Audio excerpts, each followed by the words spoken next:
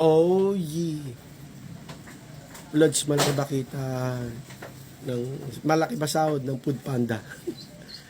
Okay. Hindi ko pwedeng masagot kasi confidential. Hindi, para kang nagtrabaho sa yung nagtrabaho, yung minimum wage.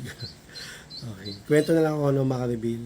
Nag-deliver ako ng, hindi, Food Panda sa Trinoma. Meron yung milk tea. Ano siya, halagang 1,320 pesos. Pupunta ako dun sa Trinoma, makareveal. Kukunin ko na yung milk tea. Tapos, pipicturan mo kasi yun makareveal, para pick up yun, tawag dun. Pinick up ko na, pinicturan ko yung resibo, tsaka yung mga item, mga walang signal. Walang signal doon, data, di ba? Pero may load ako din. Ngayon, bomba ako doon sa may parking, doon kasi may signal Tsaka nandun din yung motor yung Honda Click 125 versus Tita Ultimate Game Changer. Pagbaba ka doon, pipick up ko na-drop, na-complete yung transaction. Kasi pagka i-deliver mo na, drop naman yung kiklik mo. Pinipick up ko pa lang, nawala na yung order sa akin. Di bumalik ako doon sa milk tea, di ko na sabihin yung pangalan, yung milk teahan sa may Trinoma. Ang taas pa nun, second floor.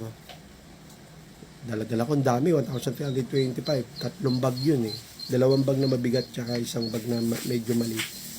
Sabi ko, ma'am, nawala na sa akin tong order Sabi ko, teka, tinignan nila sa parang parang cellphone din parang di cellphone, yun yung parang pumapasok na order sa kanila. Complete na yan, sir complete na dito. Ha? Sabi ko, di pa nga na-deliver na complete na.